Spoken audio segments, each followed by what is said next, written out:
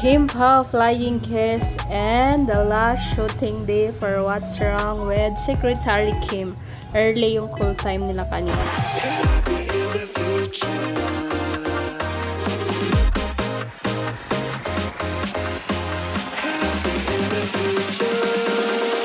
Ito nga yung shinare ng mga ABS-CBN staff para sa last shooting day ng What's Wrong with Secretary Kim, VTR 48, the last shooting day, the out of town, the last shooting day. Ayan, nangaga nga ng kanilang call time guys, 1:18 AM earlier. Then ayan pa yung pasilip. Ganda nga daw, sabi nga ng mga fans, ang ganda naman ng dress ni Kimi for What's Wrong with Secretary Kim.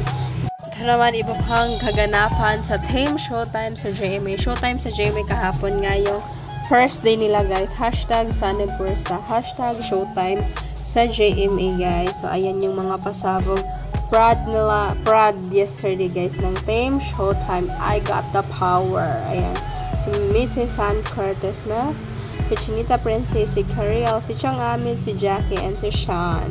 So ayan.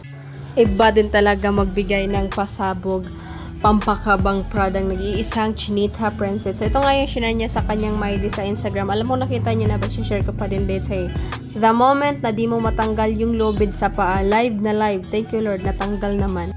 Paolo Abilino and Kim Cho or Kim Pao Flying Kiss. So sabi nga ng mga nag-comments na fans is nagkanda libat-libat na naduduling na daw sila kakahanap kung asan si Pao, asan si Kimel. Ayan, hanapin nyo, charis. Then ito nga yung ganap na BMC yesterday guys as a gym boy. So ayan, workout is life. Ayan, lakas so Paolo Abilino din. Ayan, partida, kaka-dislocate lang ng shoulder ko. And that's it guys, ingat, love lots, konting Kim Pao update lang po. Last shooting day today.